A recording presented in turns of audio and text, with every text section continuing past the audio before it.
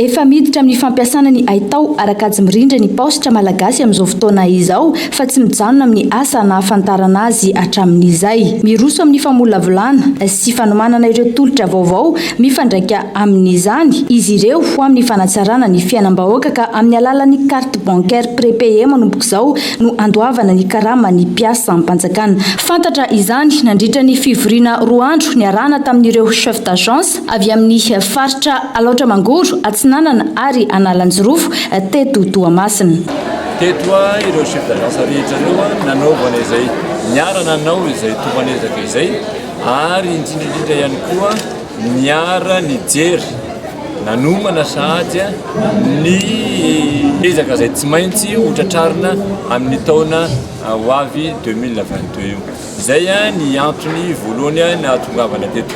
Antony faharoa indrindra ihany koa zany dia fantatsika tsara fa isy miasa miandry ho amin'ny paositra malagasy ato izay azaben'Andriamatoa PCA io andry izy dia fiomanana ny amin'izay asa vaovao zay sahady fiomanana ny amin'izay asa izay no nahatonga ny fivoriana sy ny fionana niaraka tamin'ireto chef d'agence taty amin'ny faritany Toamasina reto. Amin'izao tsika miresaka zao zany dia mihitatra izay asan'ny poste zay. Ny poste moa irahantsika malala formasampanjakana natao anatanteraka ny politika mpanjakana. Ka izao zany tsika dia efa miomana aty amin'ny poste malagasy zany no andavana ny karama ny mpiasa-mpanjakana. Eto tsy mirehitra amin'izao voalohany izao fa ny ampahany ihany amin'ny alalan'ny ataontsika hoe carte visa prépayé.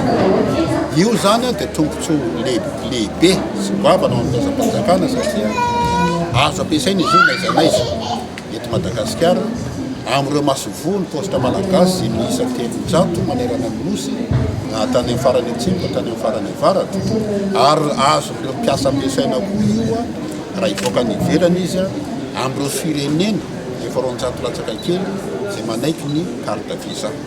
Fitaovana iray ampiasain'ny paositra malagasy arak'izany ny carte prépayé visa izay anafaingana kokoa ny fikarakarana ny fandoavana ny karaman'ireo mpiasa am-panjakana.